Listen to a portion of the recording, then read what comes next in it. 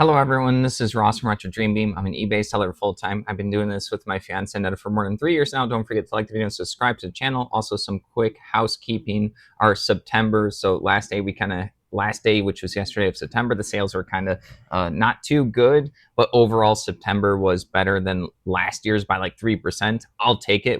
That's our third month this year that's better than last year, and the other 6 were worse. So I'll take a little bit of an uptick. And then also on Saturday, I'm going to be listing some stuff live, 11:30 Central Time. So if you want to join in then. All right, let's jump right into it. So the first thing that sold right here, a lot of cool stuff. It was all board games, which is, I do have a lot of board game stuff, but it was all board games. So the first thing right here is Cryptozoics Lord of the Rings Fellowship of the Ring. This is going to be a deck building game. This is a really cool one. There's also some promo hero cards that, let me see, I don't have them in this, but I'll show you what like the hero card looks like. I think it's like Elowin or something. These are what the hero cards are. And then there's also like a villain card, like a promo. I just happen to know I don't have them that are worth a good amount. So this is incomplete. This has like, I think I put 94%. I actually just counted all the cards that were supposed to be in here versus what was missing. It's still mostly a playable game. You're just not going to have a couple of cards to purchase. So deck builders are, everyone starts with like the generic same amount of stuff, and then you spend your power and you end up purchasing more cards and you're fighting villains. And then there's these arch nemesis villains that, excuse me, you're trying to defeat. That's like the goal. It is competitive, and then you count up all your points. This was really popular when DC deck building came out. And then this was also like another side one. They started making like these other IPs other than the DC stuff. The DC deck building was the most popular, but the Lord of the Rings ones are pretty good too. There's also the Two Towers and Return of the King, and like I said, promos $25.59 plus shipping for that one. Everything's gonna be plus shipping, so I'll just save us some time. So next up is going to be Advanced Squad Leader. I think this is probably one of the first modules right here. This is gonna be Cross of Iron, or maybe maybe like the first or second or third. This one is incomplete, but this has a lot of the little chit tokens. It also has, I think, one of the 2 boards. It's not a big deal. People get the board separately, which you'll kind of see later on.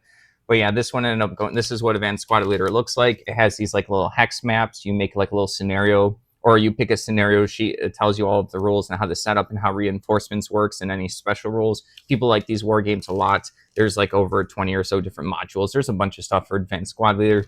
This incomplete one went for $31.19.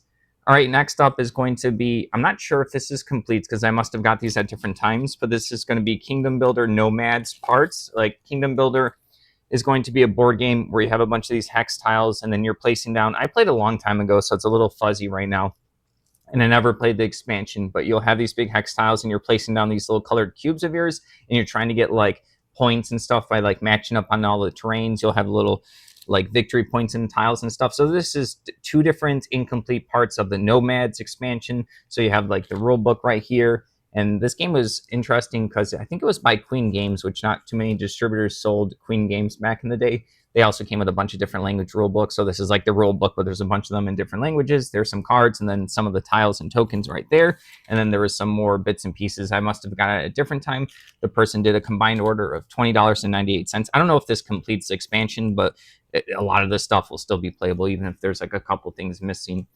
All right, next up is going to be, this game is super cool. I love this game. Not this version, I like the bigger box version. This is Risk 2210 AD. We're kind of almost there after slightly less than 200 years. We'll get there and we'll see if this is what Risk will be like. But this Risk has like it has the moon, and then also has a bunch of sea places they can go from place to place, and it also has generals.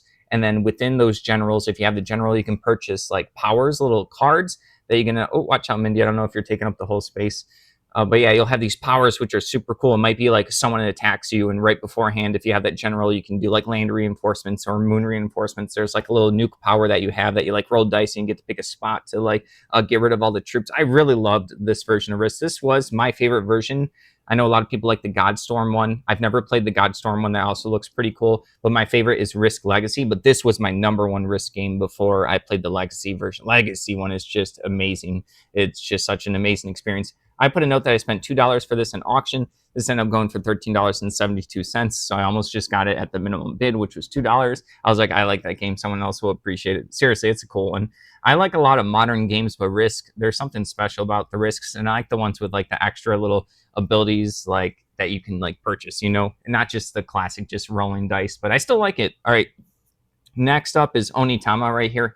I played this game once in 2015, I think. These are going to be promo cards. There's the Hornet ability, and then in the back of this package, there's going to be a Centipede. So my brief memory of this game is you're going to have a little board. It's kind of like a chess-like game. I don't know if you have one piece or if there's a couple pieces on each side, but there will be 3 of these cards that the players put to the side. And on your turn, you get to pick one of the cards. You can pick one of the spots where it shows that you can go, and then you flip over the card, and there's going to be like a new ability. But it's, you take your turn with the 3 options, you pick one, you do your move, you flip it over, and then the other person now has the same, well, almost the same 3 options. They'll have the 2 options you passed up on, and then they'll have the flipped over version of the new one. So you really have to think deep in the strategy. I like tactical games. I like the chess games. I think I briefly played this. It was okay at the time, but I do like these types of games. So this is just a promo for 2 new moves for someone to spice up their game. $13.59. People like to complete their board games and get the extra stuff. All right, moving along. Speaking of the boards I was talking about earlier for Advanced Squad Leader, I sold boards 1 through 5. They happen to have a black backing right here. I'm not too sure the difference between black and brown. Some people told me it's just like a different edition. A lot of other people who play the game told me it doesn't matter, but I feel like I eventually want to figure out the difference between the black and brown other than different edition. I want to know if like people care or not, even though a couple people told me that they don't. But this is boards 1 through 5. The earlier the number, they say up here in the top right corner. The earlier the number, sorry, top left, backwards for me, I'm just being silly. The earlier the number is, the earlier in like the starter sets or expansion modules that they came in, and the later the number, the like later in the expansion. It doesn't mean that the later ones are more expensive. It just means that these ones are more common. A scenario will tell you which boards and which numbers to use, and also people can pull these out and make their own scenarios, and people do that. There's a lot of fan scenarios. There's a lot of promos and extra stuff. These sold for $29.99. All right, last up for the day, C3I Magazine. This is me, South Pacific. This is going to be C3I Magazine. There's like 38 of them, these wargaming magazines. A lot of them came with like a bunch of extra board games and promos and upgrade pieces and updates and different rule sets. So yeah, a lot of inserts. This is one of the inserts. This is the South Pacific. I think this was from, it says up here, number 30. So yeah, people do like picking these up. So $23.99. So like I said, everything is board games today.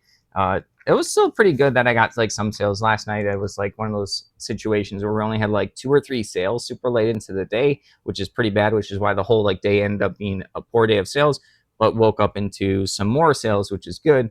Oh yeah, but that's everything. And if you'd like to join me Saturday, take a look at 11:30 Central Time. Thank you for watching. Don't forget to like the video and subscribe to the channel. If you'd like to help support us, take a look at our links down below. Have a good one.